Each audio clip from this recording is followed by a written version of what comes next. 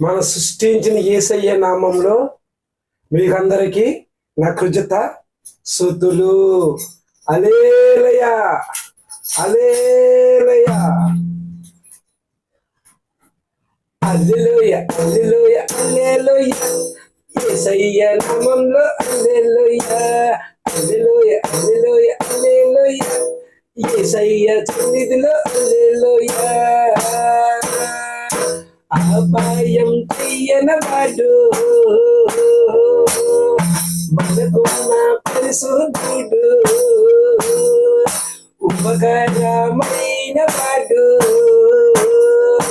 మన మంచి కరుణామయుడు, మహిమలెన్నో ఉన్నవాడు, సృష్టినంతా చేసిన వాడు, మహిమలెన్నో ఉన్నవాడు, సృష్టినంతా చేసిన వాడు. హల్లెలూయా, హల్లెలూయా, హల్లెలూయా.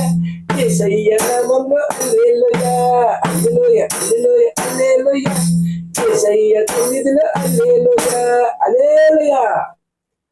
హల్లెలూయా అంటే పరలోకంలో ఉన్న తండ్రి వినాలి.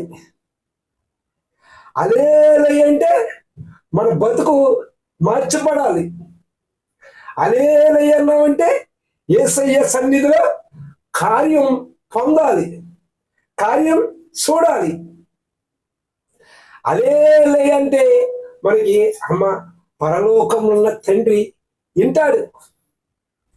వినిన తర్వాత మన హల్లెలూయా అంటే ఆ పరలోకంలో ఉన్న తండ్రి మన బతుకు మార్చుతాడు, మన జీవితాన్ని మారుస్తాడు. హల్లెలూయా అన్నామనుకో ఆ పరలోకంలో ఉన్న తండ్రి మా బిడ్డలకి కార్యాలు చెయ్యాలని ఆ కార్యం పొందుతావు. హల్లెలూయా.